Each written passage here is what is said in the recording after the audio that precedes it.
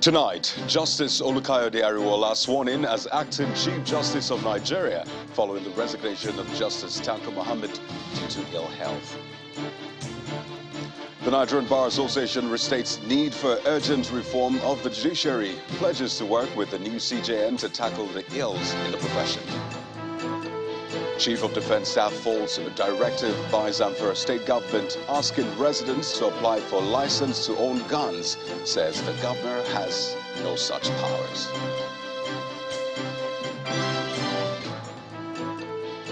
On business news tonight, federal government plans to extend social protection to artisans, youths and farmers in a bid to boost the informal economy. On sports news tonight, the Super Falcons arrives in Rabat, Morocco, as the reigning Women's African champions target a record 10th African title at the Women's African Nations Cup. And from the nation's capital, police arrest man suspected to be involved in the murder of a chieftain of the All Progressives Congress in Imo State, Ahmed Gulak, last year.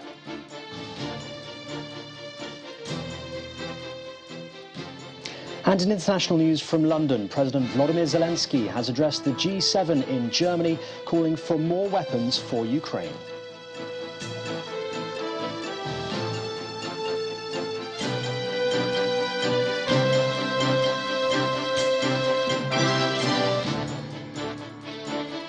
Nigeria now has a new head of the judicial arm of government. He is Justice Olukayode Ariwola, who now takes on the role of the Chief Justice of Nigeria in acting capacity till further confirmation by the NJC. Justice Ariwola was sworn in by President Muhammadu Buhari today at the council chambers of the State House, Abuja, following the resignation of Justice Tanko Mohammed over ill health. The president asked the acting CJN to scale up confidence in the judiciary and not fail Nigerians as the nation approaches the 2023 general elections. President Buhari also conferred on the outgone CJN the second highest honor of Grand Commander of the Order of the Niger, GCON.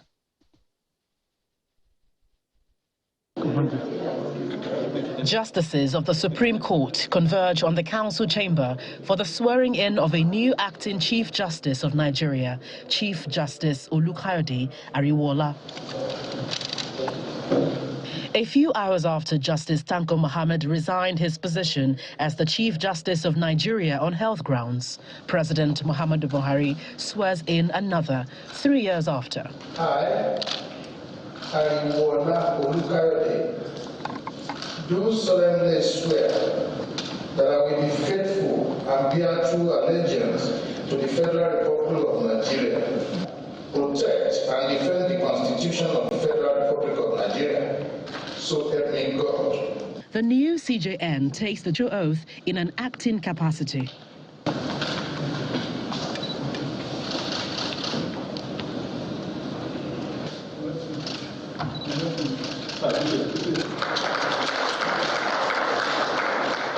During the short ceremony, the president thanks Justice Tanko Mohammed for his immense contributions to the development of the judiciary and confers on him the second highest honor.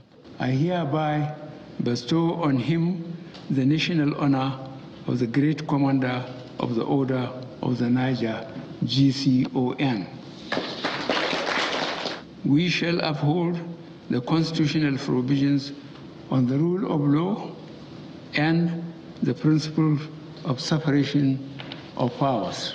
The president also urged the judiciary to live up to expectations. I hereby invite Honorable Olukayode Ariwola, JSC, being the next most senior justice of the Supreme Court in acting capacity pursuant to Section 231, subsection 4 of the 1999 Constitution as amended. I want to admonish the justices of the Supreme Court to always remain faithful and bear true allegiance to the Federal Republic of Nigeria. Our nation is approaching a critical general election in 2023. The judiciary must not do anything to fail the ordinary people of Nigeria which may make them lose confidence in the judiciary. Justice Ariwola, who was born on August 22nd, 1954, hails from Oyo State. He earned his law degree from the University of Ife, now Obafemi Awolowo University, in 1980, and a year after he was called to the Nigerian bar.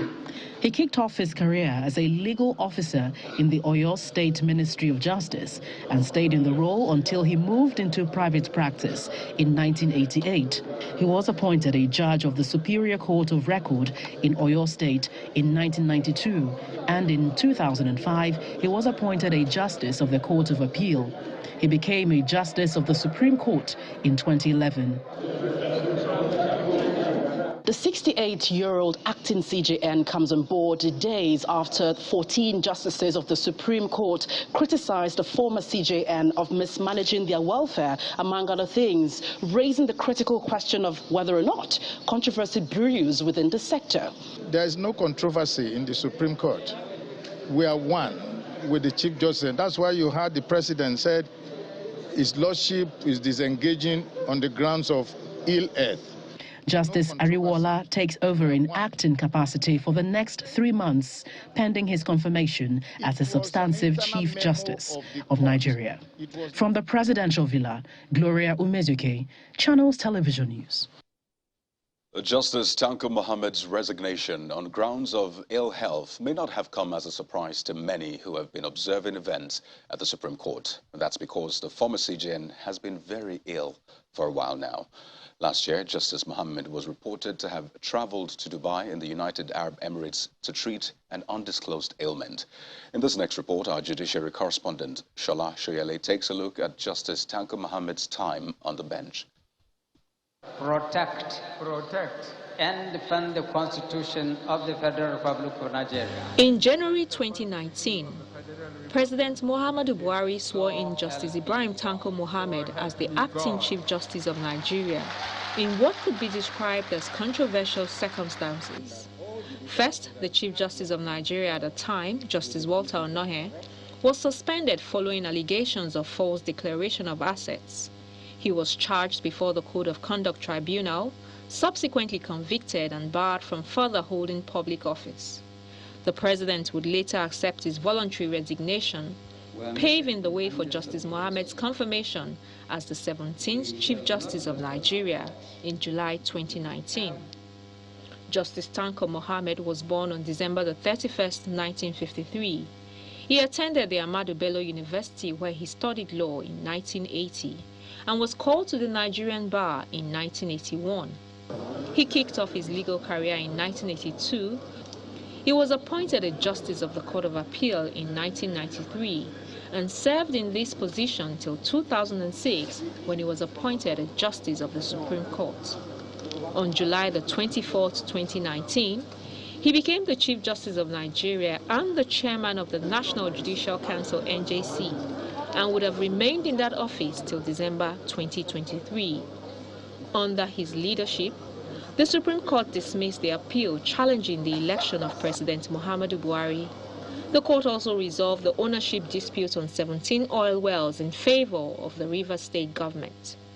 Justice Tanko Mohammed also moved against judges who granted conflicting ex parte orders, while constantly speaking out against corruption and reiterating the need for the financial independence of the judiciary.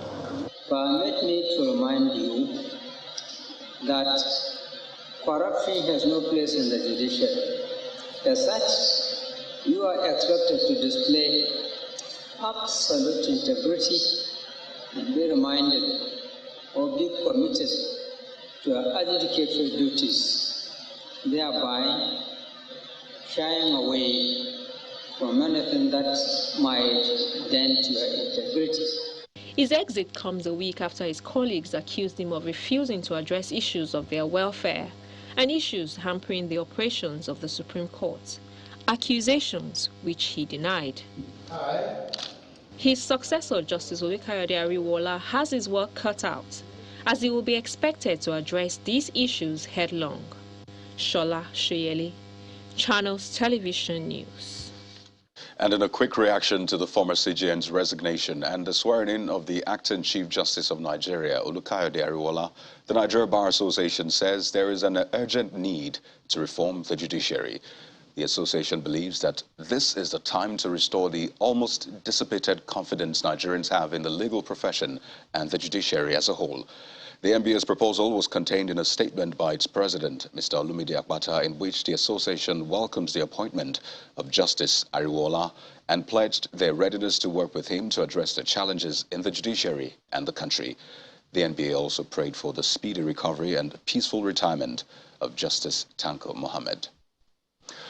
But more reactions, this time from a senior advocate of Nigeria, Mr. Jibrin Okutepa, who is commending the former CJN Tanko Mohammed for resigning honorably and voluntarily, an act which he says is rare amongst African leaders.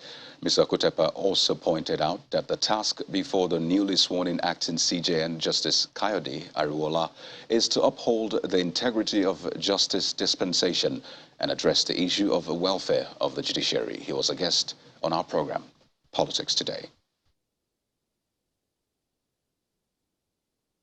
When you look at the provisions of the Constitution, it gives any Chief Judge or any Chief Justice of Nigeria who is having a challenge of health and who believes himself or herself not having the requisite capacity to continue in office to resign. So what my Lord Honorable Justice I.T. Mohammed had done is commendable. So I commend him. Now, the task before my Lord Honorable Justice Ariwola is not only onerous, doubting, very, very, very, very, very challenging. And I'm happy that his lordship was one of those justices of the Supreme Court that, for what we read, complained about leadership. And now the leadership baton had been handed over to him. So what I'm expecting, therefore, from his lordship and millions of Nigerians and lawyers is that he must, as a matter of necessity, provide impeccable, integrity-driven leadership. The leadership that it will be a kind of shining example for other judicial officers to follow. Because the Supreme Court of Nigeria, mark you, is not only a court of law, it's also a court of policy. Now, I expect my Lord Honorable Justice Ariwola to lead the Supreme Court, to give us judgments and decisions that have in its contents of justice. And out of politics, the comment by former President Olusegun Obasanjo regretting his choice of vice in the build-up to 1999 is apparently not sitting well with some members of the PDP Board of Trustees who describe the statement as disappointing. At a news conference in Kaduna, the chairman of the PDP BOT, Senator Walid Jibrin, has threatened that if the former president fails to clarify his statement within 48 hours, he will be exposed. According to Senator Jibrin, the former president is unhappy with the presidential candidate of the party, Atiku Abubakar, for truncating his third-term agenda despite his contributions. On the fallout of the PDP presidential primary, he says the party will soon set up a high-powered reconciliatory committee that will meet with the River State Governor Nyesom Wike to appeal to him not to leave the party after he was overlooked as a running mate to Atiku. In part two, after the break, the Independent National Electoral Commission, INEC, vows to ensure that only the choices of the electorate count in the 2023 general elections. That's in a moment. Stay with us.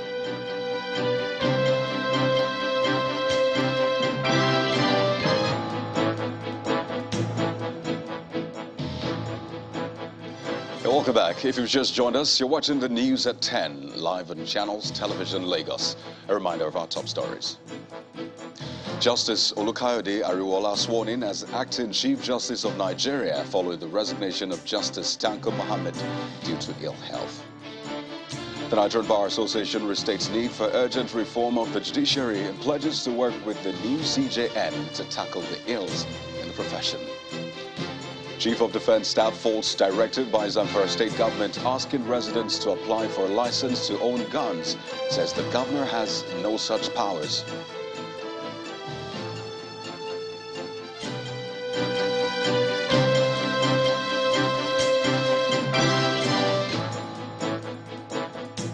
The former chieftain of the All Progressives Congress, Mr. Abdul Mumin Jibrin, is advising the ruling party against a Muslim presidential and vice presidential ticket. Mr. Jibrin, who is now in the NNPP, is concerned that Christians in the northern part of the country would feel discriminated against and betrayed with such idea. He was speaking to our political correspondent, Terry Kumi. We have to start carrying the women along. Certain positions you have to say, no, look, this should be zoned to a woman, or that should be zoned to a woman. And we want to toy away with religion, for instance, in the case of the APC. And I have criticized that process by saying that the APC has been a bit selective, because in terms of, they talked about equity by moving the presidential slot to the southern part of the country. When it comes to religious balancing, the same northern governors that sat and took the presidency to the southern part of the country are saying, no.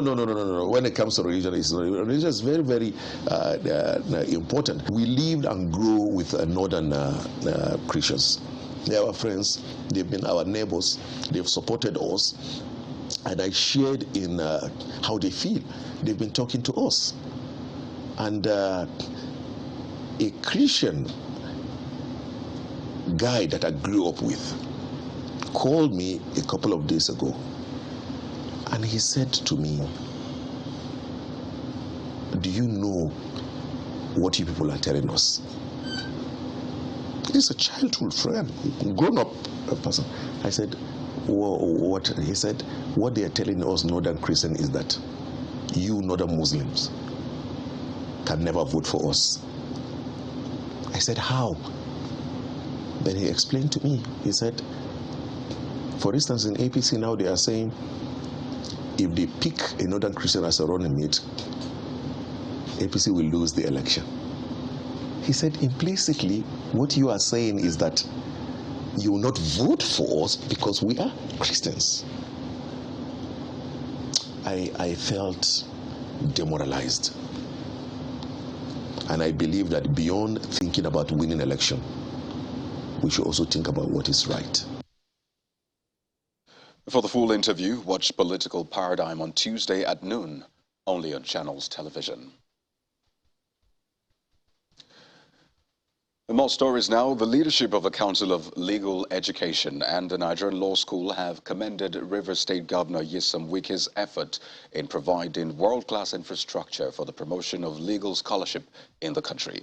The chairman of the council, Mr. Emeka Ngige, and the director general of the law school, Issa Chiroma, gave the commendation in Port Harcourt, the Rivers State capital, after taking a tour of the Port Harcourt campus of the Nigerian Law School, being constructed by the Wike-led administration. According to Governor Wike, the campus, which is already completed, will be a model in the country. The construction of the law school campus in Port Harcourt, Rivers State was flagged off on July the 17th, 2021, after Governor Nyesom Wike secured the approval of the federal government to independently undertake the project in 12 months. Less than a month to the proposed completion date, Governor Wike, accompanied by state government officials, legal luminaries, take the leadership of the Council of Legal Education and Nigerian Law School on an inspection of the work done so far. The law school campus, which is named after a former Attorney General and Federal Commissioner in Eastern Nigeria, Nabo Graham Douglas, is made up of classroom blocks with combined capacity of 1,500, hostel blocks of over 1,600 students, and a 1,500 capacity multipurpose hall, libraries, sick bay, cafeteria, and sporting facilities. The Chairman, Council of Legal Education, Emeka Ngige, describes the project as a turning point in the history of legal education in Nigeria. What we have seen here is amazing. Is it the seventh wonder of the world? Because July 17th was when we came here to lay the foundation laying ceremony. And behold, today is June 27, not up to July, and he has delivered. We were shocked. For the Director General of the Nigerian Law School, the Port Harcourt campus is a model to be emulated. We are running 6 campuses. We know the facilities that are existing. We've been to other universities all over the world, and this, I can assure you, can stand anywhere in the world. Governor Wike also presents a certificate of occupancy for some property near the law school campus on Sani Abacha Road, Jare Phase 2, that were bought for the Council of Legal Education to manage and use the proceeds to maintain the infrastructure at the campus. Any money you make here, put it here. We want our own to be the best.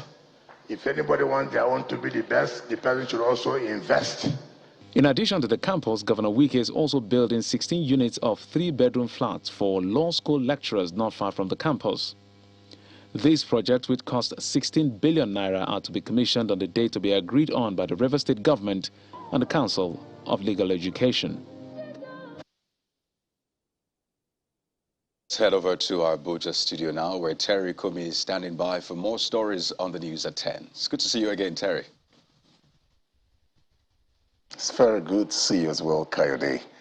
The Independent National Electoral Commission, INEC, says it is confident that the 2023 general elections will be credible and only the choice of the electorate will count. Chairman of the Commission, Professor Mahmoud Yakubu, gave the assurance when he received the United Nations Special Representative to West Africa in Abuja. According to him, the Commission is conscious of the strategic position that Nigeria occupies in the sub-region, and it is determined to contribute to the region's political stability.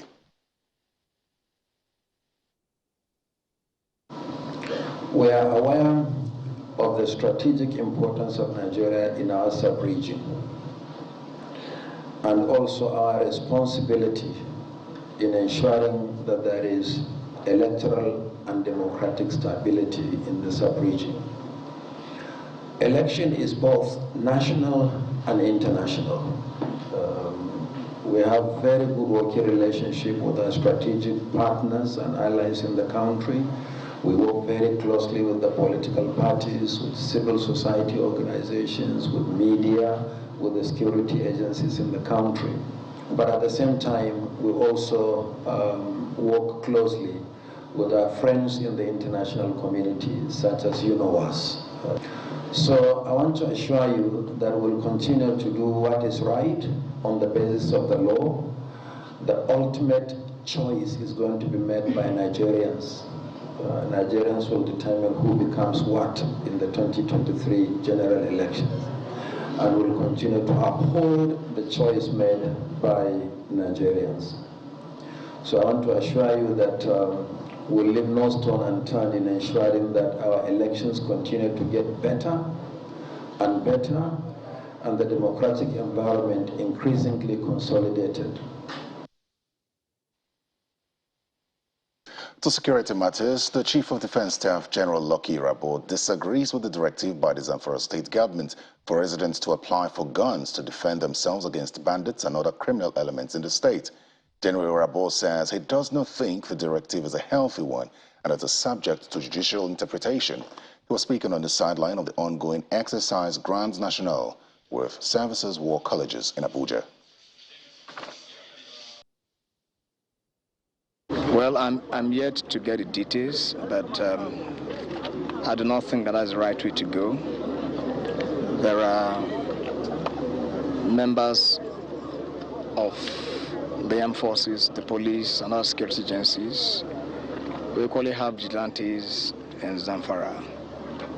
The basis for asking for citizens to bear arms, I'm yet to know. I believe that the Attorney General of the Federation will look at the Constitution and what the laws say and what the powers of the Executive Governor is to be able to do this.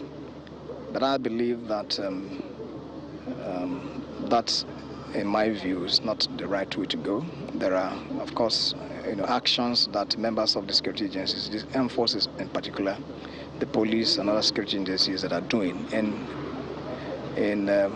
conducting in Zamfara state and environs. I believe that the federal government, especially the using the Attorney General to look at the details of that press release, if you like, the instruction.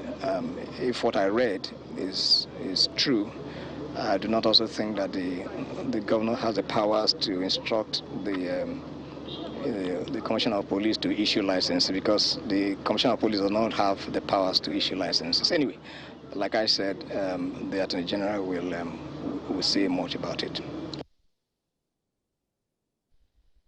And more on security, the Imo State Police Command has arrested one Mr. Anosike Chimobi Ahiazu, who was suspected to be one of the killers of late APC chieftain Ahmed Gulak. Spokesperson of the command, Mike Abatam, says they've been on his trail since the killing of Gulak, having escaped from the gun battle between the police and his gang at Abombise, where 5 of his gang members were killed. Mr. Ahiazu was paraded alongside other suspected criminals in Owerri, the state capital.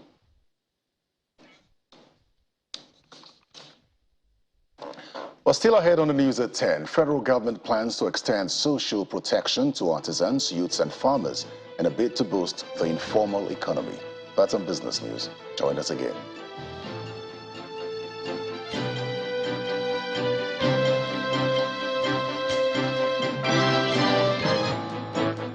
And now to some company news. Foremost automobile company in Nigeria, Coscharis Motors, has announced that the 2022 edition of Range Rover is now available in the Nigerian market. The new Range Rover variant was officially unveiled at a media reveal event at the group's head office in Lagos. The 5th generation model aims to accentuate luxury to the next level with refined performance and a modern look.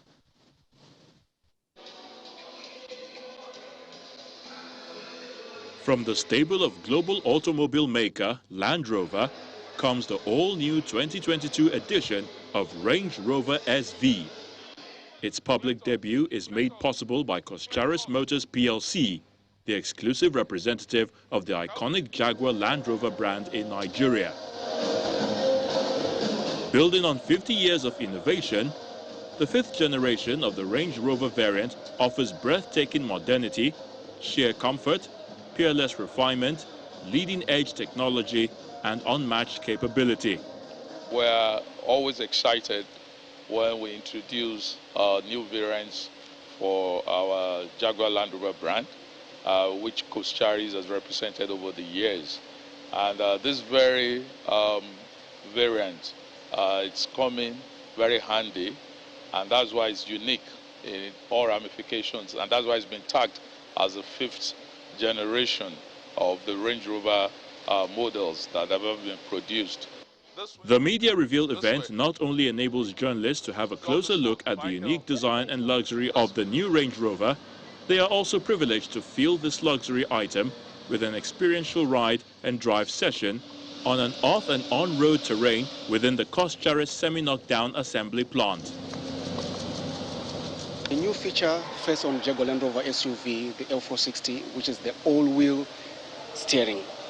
So in this scenario, we have the front wheels, normally they steer, but now we have incorporated the rear wheels that will also steer to aid in negotiating curves, whether at high speed or at low speed.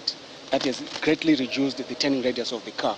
We as at Coscharis after sales, we are promising our customers that they have this full support that we have also from our OEMs in terms of trained personnel, in terms of part support, and in terms of the warranty that comes with dealing with Coscharis and Jaguar Land Rover. Coscharis Motors PLC says it is driven by the vision of remaining timeless in relevance and value. By constantly keeping to its brand promise, the automobile company has become a household name, providing Nigerians with vehicles from a robustly diversified auto dealership.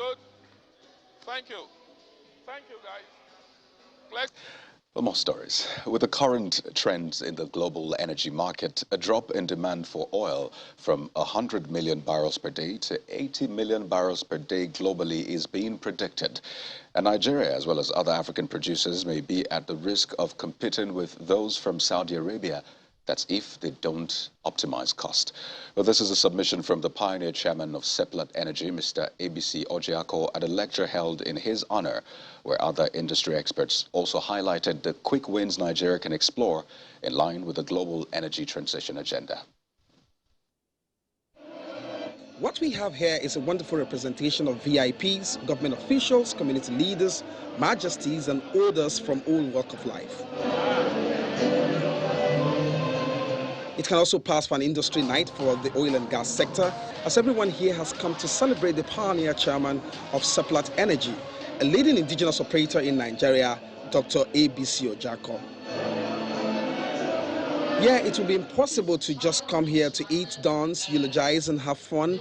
The oil sector will still find a way to get serious, so they have tucked in an industry lecture themed The Future of Energy Transition. And ABC Ojiako is extremely passionate about this, about a cleaner future. And with our high reliance on oil and gas for receipts, Mackenzie tells us what to watch out for during this global transition. And cost leadership is now critical, especially given the, what we showed you where our reserves are. We have to protect that 60%. Secondly, it is a moment to take stock of what is possible for renewables, right? And I think, here in Nigeria where we live and where we work, we know that almost 100 million Nigerians are now without access to electricity, right? And if you take a bigger, wider view in Africa, that's closer to 600 million. So there is a role to play in the energy transition for new energies, solar, hydrogen, and we need to think about that. Returning to the celebrations, the eulogies are well established for the surgeon turned oil expert. It's a man who has created value to a level that many can only dream of. Highlight of the evening is a book presentation in honor of the man who is bowing out after 13 years.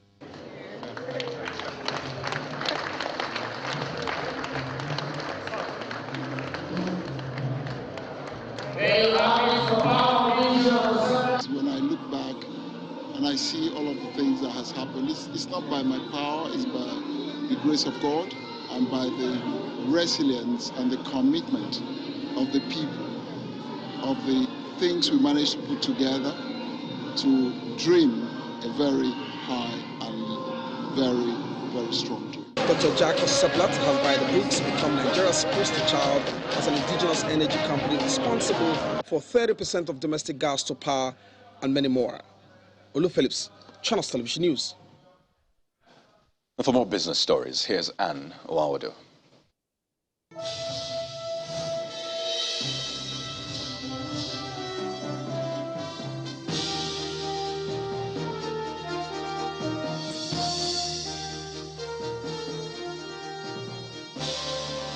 Thank you, Kayode. Hello and welcome to Business News. The federal government intends to develop and boost the informal economy made up of self-employed workers deviating from the usual concentration of salaried employees. And that's according to the Minister of Labour and Employment, Mr. Chris Ngige, who was speaking at a conference on the extension of the social protection to the informal economy in Abuja. The minister, who was represented by the Permanent Secretary of the Ministry, Mr. Kachalum Daju, adds that the government has also rolled out a series of other social investment programs for artisans, youths and farmers. The role of government is to create an enabling environment for businesses to thrive. The Vice President, Professor Yemi Osinbajo, made this known at the 5th National MSME Awards, also in Abuja. According to him, government will continue to encourage local entrepreneurs to contribute their own quota to the nation's economy. These MSMEs tell the story of our country's great economic future. We are set to manufacture our own vehicles, as we've seen, clean energy trucks and cars, and we're on course to manufacturing our own weapons, our own armored mobile platforms and aircrafts. We have everything that it takes. But I believe that the MSMEs, especially in technology and manufacturing, especially in the clean energy or green economy, deserve special mention. I'm convinced that this sector will be crucial in global industrial development in the coming years, and will leapfrog Nigeria to economic prosperity. Vice President Professor Yemi Oshibajo. The African Development Bank, AFDB, has approved the establishment of the African Pharmaceutical Technology Foundation, and this is to help transform the continent's pharmaceutical industry. The AFDB says the groundbreaking institution will significantly enhance Africa's access to technologies that support the manufacturing of medicines, vaccines, and other pharmaceutical products. According to the AFDB president, Dr. Akinwumi Adesina, Africa can no longer outsource the healthcare security of its 1.3 billion citizens to the benevolence of others. Africa imports more than 70% of all medicines it needs, amounting to $14 billion every year. From there, we head to the equities market. It opened the first trading day of the week green. Means it came out positive today, boosted by investors' interest in MTN Nigeria. John Mekwa has the details.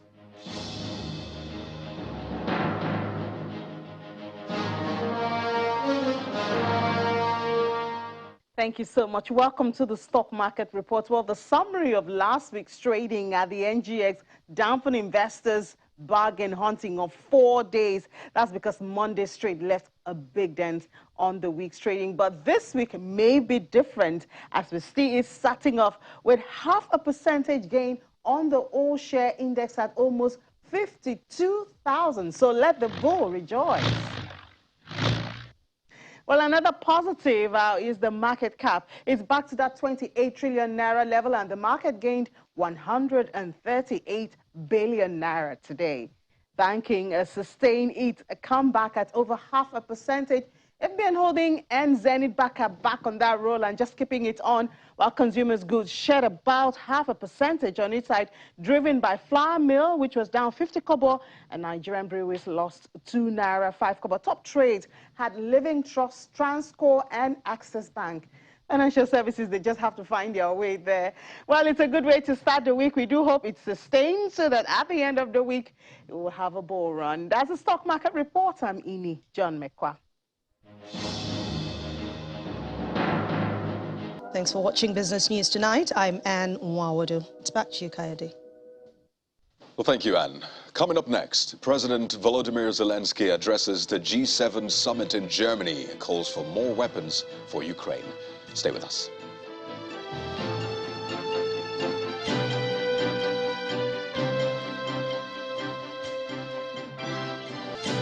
On the foreign scene, Ukraine's leaders and leaders around the world have condemned a Russian missile strike on a shopping mall in the Ukrainian city of Kremenchuk in the Poltava region. Reports say at least 10 people were killed and dozens more injured. It comes as President Zelensky this morning spoke to G7 summit leaders calling for more weapons for Ukraine. Simon Pusey has more in Around the World in 5. Good evening and welcome to the Channel studios here in London with your international news around the world in 5.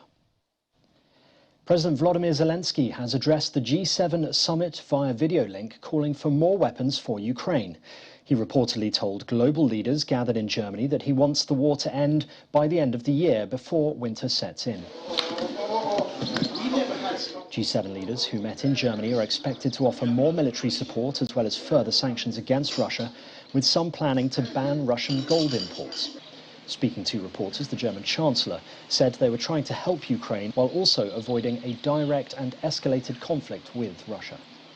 This is, I think, the good message, that we are taking tough decisions, that we are also cautious, that we will help the Ukraine as much as is possible, but that we also avoid that there will be a big conflict between Russia and NATO. And this is what is of essence, to be tough and thinking about the necessities of the time we are living in. Meanwhile, video uploaded on social media allegedly shows US long-range rocket systems being fired by Ukrainian troops from an undisclosed location in Ukraine. Ukraine said last week it had received US supplies of high-mobility artillery rocket systems, a powerful long-range weapon system that Kiev hopes can help turn the tide on Russia's invasion. South Africa's police minister says the youngest victim among the at least 21 people who died at a drinking place at the weekend was just 13 years old. The cause of the deaths was not immediately clear and authorities are investigating. The victims were found strewn across floors at the Ennio Benny Tavern in the town of East London. The bodies were taken to mortuaries where post-mortem examinations will be carried out. Those who had died are reportedly between the ages of 13 and 17, but a detailed list of the victims has not yet been produced. A Norwegian court has named the suspect in a deadly rampage at a bar in Oslo as Zania Matapour, a Norwegian citizen of Iranian origin. Matapour, whom police have described as a radicalized Islamist with a history of mental illness, is accused of killing 2 people and injuring 21 on Saturday, the day the city was due to celebrate its annual Pride Parade. Intelligence services said they had been aware of Matapour since 2015 and that he had been part of a network of Islamist extremists in Norway. The African Union has called for an immediate investigation into the death of at least 23 migrants who died when a huge crowd tried to cross into Spain's North African enclave of Melilla. The AU Commission chairperson, Moussa Faki Mahamat, said he was shocked and concerned about the treatment that African migrants receive when they attempt to cross international borders. The authorities in Morocco said some of those who died had fallen from the top of a border fence that separates Morocco and Melilla. Climate protesters have brought parts of Sydney to a standstill, blocking key roads and a tunnel during rush hour. The Blockade Australia activists began disruptions on Monday in protest of Australia's ecological destruction. Police said the protesters were violent and erratic. Their actions angered some motorists, with one filmed driving through the protest and colliding with people. New South Wales police said more than 10 people had been arrested so far. And finally, an Indonesian villager has captured a crocodile after fearing the more than 4-metre-long creature was a danger to the neighbourhood using just a rope. A video of Usman and his son wrangling the massive crocodile using just a thin rope has gone viral in Indonesia. According to the 53-year-old villager, the crocodile had been roaming around his village in South Sulawesi province for at least 2 days before he decided to take action. The croc was found to be 4.3 metres long by the local Natural Resources Conservation Agency and was later released into a less populated area. And that's your international news around the world in 5. Now back to the Channel studios in Lagos.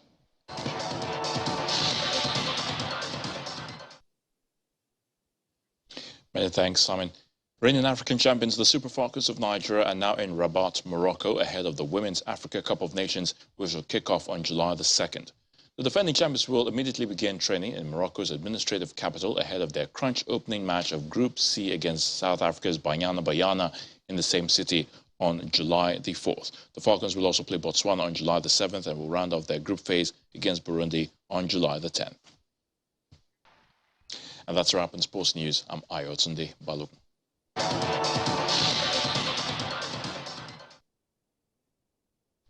Thank you, Ayotunde. And the main news again.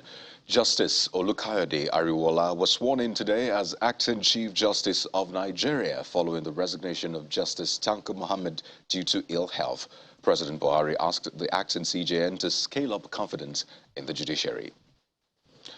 Also today, the Nigerian Bar Association restated the need for an urgent reform of the judiciary and pledged to work with the new CJN to tackle ills in the profession. And that's the news at 10, everyone. Thank you for watching. I'm Kayode Okikulu. Good night.